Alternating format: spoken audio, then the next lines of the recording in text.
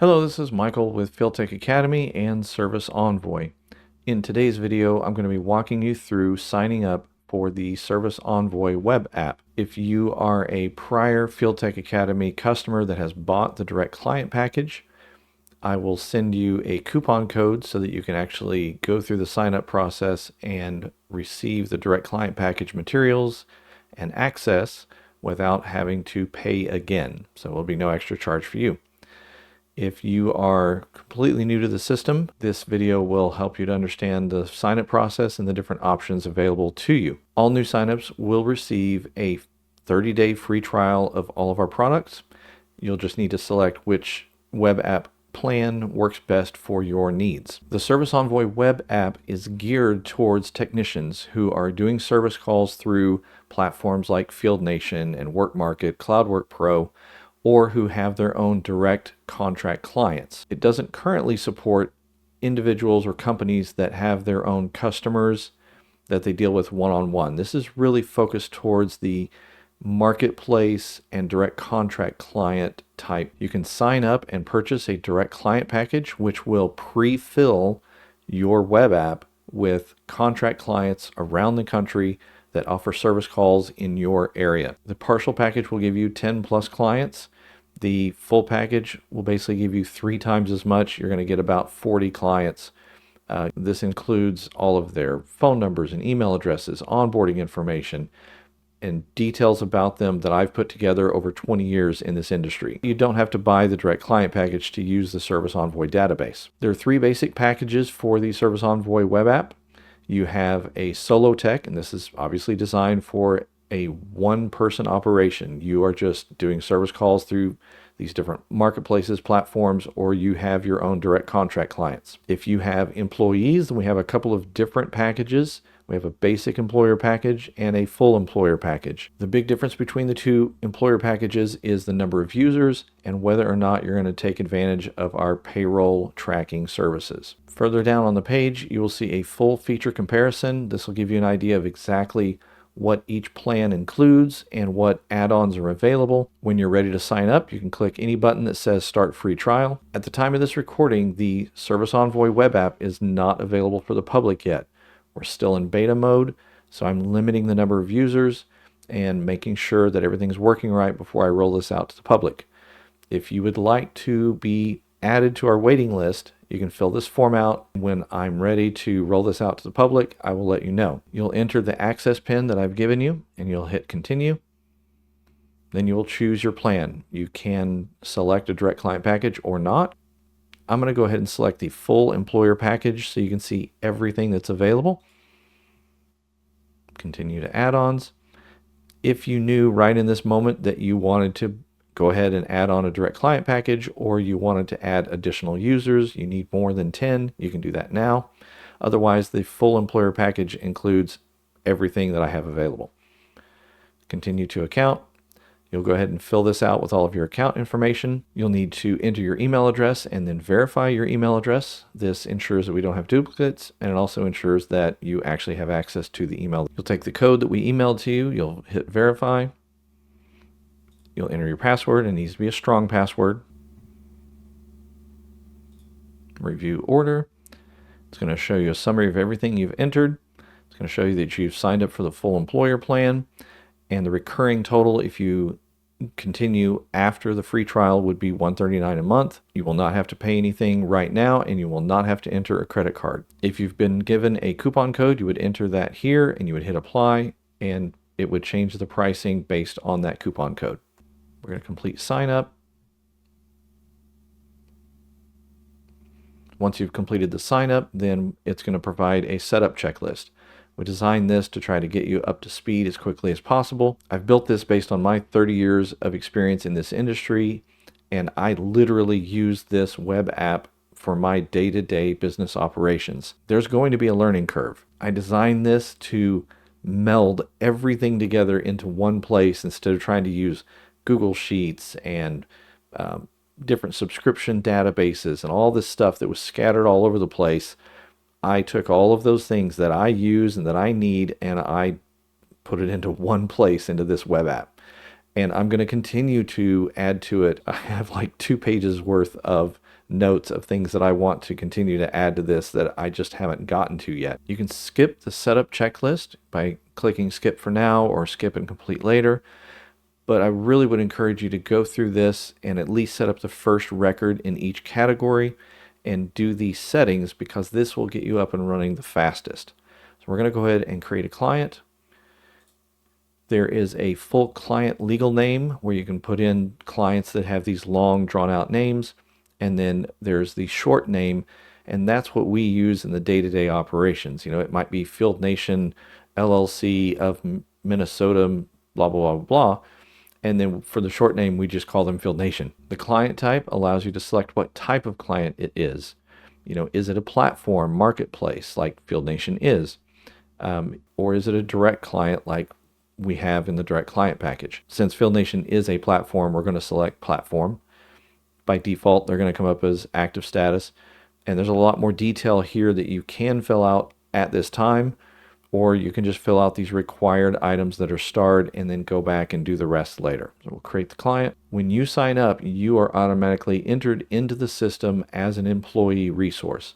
And the entire system is divided into two categories: client or a resource. A client would be any company or individual that pays you to do something. A resource would be anyone that you pay money to for services, and that can be employees, that could be software subscriptions, utility companies, government agencies. Anyone you pay money to is a resource. And then we've divided resources into two categories. They're either employees or they're regular resources. Since you're already added by default, you can skip this step at this time, or you can go ahead and add an employee if you want to walk through the process. And you would just put in the company name. Since we're adding an employee, there are certain things that have to be defaulted for them to flow through the entire system and to show up in drop-down lists and for everything to work correctly. So you're going to see that the resource type, you can't edit it because it needs to be defaulted to labor. Resource entity type is an individual, because if they're an employee, they're not a company. And they are by default a resource subtype employee. If you're going to add a contractor, like a 1099 contractor or someone else that you pay money to, then you're going to do that on the resources form. And you'll see that available here. Once we've added our employee, then we can add a vehicle.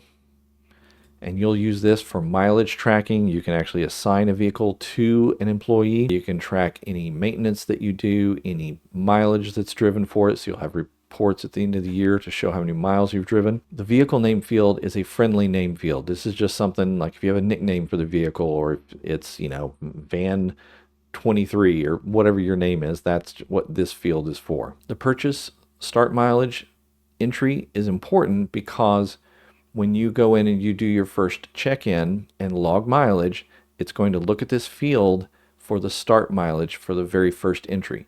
So you want to put in whatever the mileage is at this moment for that vehicle. You can assign this vehicle to an employee right now. If you want to, you can always do that later.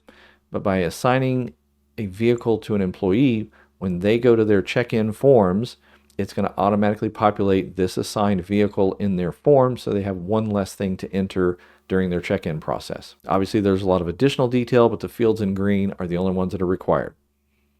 You're going to hit Create Vehicle. Now, we want to set a notification email. When you signed up, you put in your email address, and that is assigned to your resource employee record. You can set a different email address if maybe you have a generic company email address that you like to use for system notifications. So when your employees check in and out of tickets, when anything in the web app happens where there's an email notification, it will go to whatever address you select here. You have the option of just selecting the email address that you used when you created the account, or you can use a different email. So this is where you would put that in. It would go back through the validation process for this other email address again to make sure there's no duplicates. I'm just going to select the email address that I used when I signed up. It'll lock that in, confirm and save. Since we signed up as a full employer with payroll tracking, then the next setup checklist is to select your pay frequency. So do you pay weekly? Do you pay bi-weekly? Do you pay semi-monthly? Do you pay monthly? You should be able to select whatever your normal pay period cycle is. If you have a different pay frequency, then that can be added in very easily. Just let me know.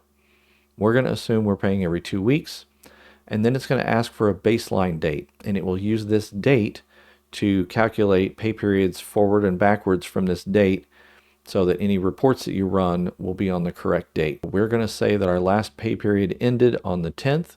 All the new reports will show that the next pay period end date is on the 24th. We'll save that, and we've taken care of all of the setup checklists. So this gets all the basics out of the way. We're going to go ahead and go to the dashboard. If you're on the full employer web app plan, then you're going to have access to everything. So if you sign up for a solo tech or a basic employer, you're not going to have access to quite all of these options. On the dashboard, it's going to show you any tickets that have went through the check-in and check-out process and are ready to be billed. It's going to show you any employees that have clocked in on the time clock.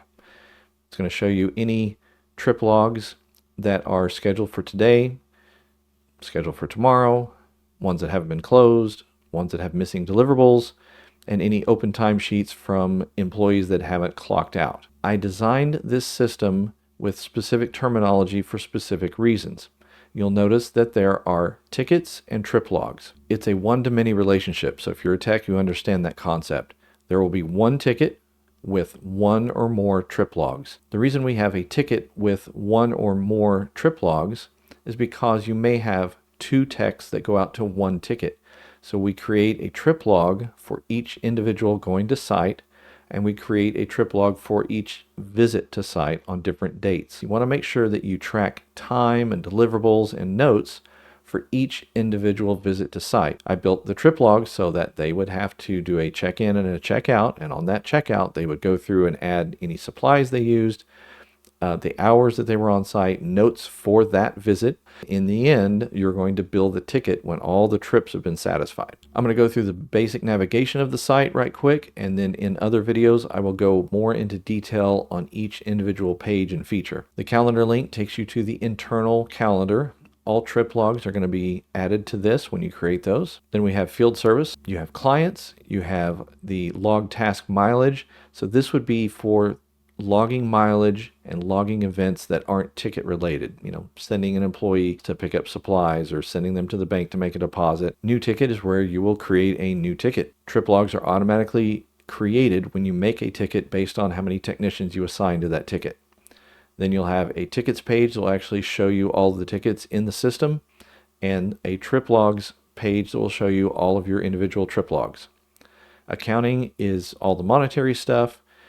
Your 1099s that you receive from all your clients can be tracked and stored in here. Billing is where you'll go to see any tickets that are ready to be billed. Insurance requirements is where you'll go to export all of your insurance requirements to send to your insurance agent. Metrics is where it'll show your performance metrics of your employee technicians. Payroll report obviously is where you're going to go to look at how many hours everybody's clocked in and clocked out for and get everything for that pay period to turn into your payroll company. Rates is a full list of all the rates in the system, which includes client rates and employee pay rates and anything that's rate related. Timesheets will show you all of the timesheets that have been entered in the system, so you can go in and edit them or verify that everything looks right. Resources, again, is either an employee resource or a regular resource, so you'll be able to go in and add your employees, edit your employees, and same for resources. Assets and equipment, when I check tools out to an employee, then I create an entry in the company assets and I assign those tools to that employee. Vehicle maintenance, if you do any maintenance on your vehicle, oil changes, I've replaced an alternator, we got new tires, you can log all of those maintenance events and you can attach receipts to that. Vehicle mileage is obviously all the mileage that's been logged for vehicles, and you can filter it by vehicle. And then vehicles is where you'll actually add your different vehicles into the system. Directory is just a catch-all. If for some reason you don't remember enough about the client or the resource to go look them up directly, but you remember something about the address, then you could go here, or same thing with contacts. This will just show you every contact in the system, all the files that have been uploaded to the system, any videos that you've uploaded, and any websites. If you have the direct client package, a lot of this stuff is going to be pre-populated. You're going to have client records. You're going to have addresses for those clients. You're going to have files that are exclusive to the direct client package. You're going to have videos that are exclusive to to the direct client package. All the websites that have been entered into clients or resource records, everything is just in this directory.